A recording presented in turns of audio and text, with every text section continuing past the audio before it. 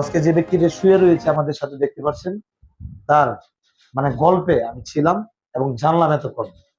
সন্ত্রাসীরা তার বাসার থেকে উঠিয়ে নিয়ে তাকে পায়ে দেখেন কত বড় একটি ফ্র্যাকচার, আজকে প্রায় 1 বছর পঙ্গু হাসপাতালে রয়েছে, অপারেশন হয়েছে। এখনো সে আরো 6 মাস 1 বছর হতবা হতে পারে তার সুস্থ হতে। কিন্তু কেন, কি কারণে একটু বলবেন ভাই প্লিজ, আমরা জানতে চাই আপনার কাছ থেকে। জি, ধন্যবাদ। আসসালামু আলাইকুম। আমি ফরিদপুরে সাংবাদিকতা করি ব্যবসার পাশাপাশি। আমার সাংবাদিকতা করার ক্ষেত্রে আমি নিরপেক্ষ এবং সৎভাবে দায়িত্ব পালন করার কারণে আমার এই অবস্থান সৃষ্টি হয়েছে। আপনার এর মধ্যে সবচেয়ে উল্লেখযোগ্য ছিল আন্দোলনের পরে আপনার যে মাটি কাটা ড্রেজার গুলো নিয়ে আমাদের ফরিদপুরে কোনো সাংবাদিক এটা নিয়ে নিউজ করতো না। বিশেষ করে I am talking about the press club, Faridpur press club, ফরিদপুরের সভাপতি কবির সিদ্দিকী এর আন্ডারে এখানে আপনার যত মাটি কাটা ড্রেজার, এটা হাজার কোটি টাকার ব্যবসা, কিন্তু এটা কেউ নিউজ করে না। মানুষের ঘর বাড়ি ভেঙে, মানে মনে করেন যে আপনার, আমি এমন দেখছি যে মুরব্বী, সে অবস্থা সম্পন্ন ঘর, মানে গৃহস্থ, গরু টরু আছে, সেটা ভিক্ষা করতেছে।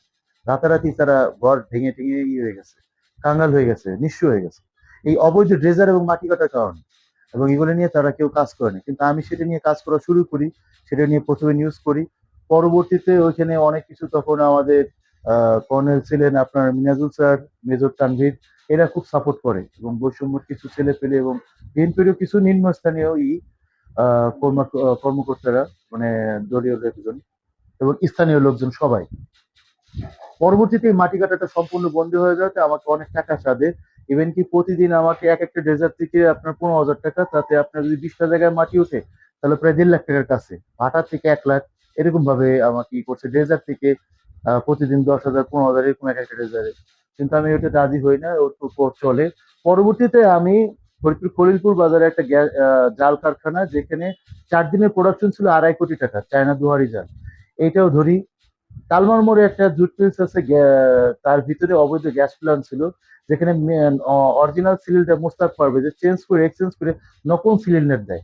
এবং যত যে বাংলাদেশে এই যে দুর্ঘটনাগুলো ঘটে, এই যে সিলিন্ডার বিস্ফোরণে মারা যায়, এগুলো এই সমস্ত ট্যাম্পারিং বিজনেসের কারণে।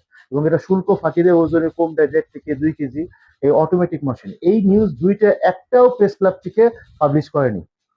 তাহলে বুঝেন যে এত বড় ঘটনা, কিন্তু সেখানে নিউজ একটা একটা মানে প্রেস ক্লাব একজনও নিউজ করেনি। প্রেস ক্লাবের বাইরে কিছু সাংবাদিক ভাইরা নিউজ করছে, উইদাউট ইট আর কেউ নিউজ করেনি।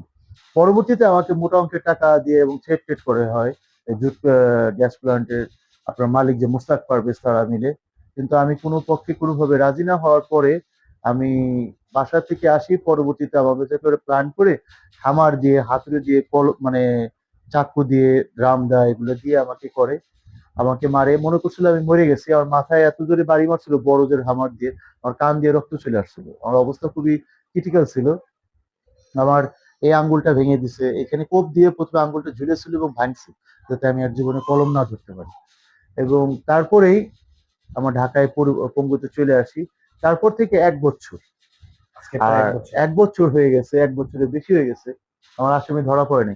এটা নিয়ে অনেক বড় সমাবেশ হয়েছে, সাংবাদিকরা 150-200 প্রেস ক্লাবের সামনে, আমাদের সাংবাদিক নির্যাতন কমিটি আবু জাফর ভাই, বিশিষ্ট সাংবাদিক আলিস গরিমন ভাই, ডিজিটাল ক্লাব থেকে যারা যারা আছেন, প্রত্যেকে আমার জন্য এখানে দাঁড়ায়, তারা এটা সমাবেশ করে এটার জন্য বিচারের আবেদন করছেন। তারপরে ডিআইজি স্যার ফোন দেয়, এসপি স্যার ফোন দেয়, অতিরিক্ত আইজিবি ফোন দিল, বললো যে এটা বিচার ব্যবস্থা, আসামিদের ধরা হবে, কিন্তু এখন এখনো পর্যন্ত হচ্ছে এখন না। পর্যন্ত তারা ধরেনি।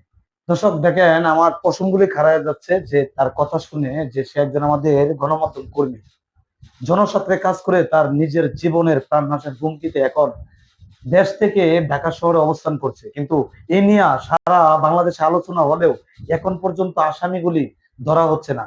তারা কে? বাংলাদেশের আসলে প্রত্যেকটা মানুষ যদি আপনি নিজের বিবেচনায় রাখেন যে জনস্বার্থে কাজ করে সেই ব্যক্তিদের উপরে এইভাবে আজকে সে 1 বছর ধরে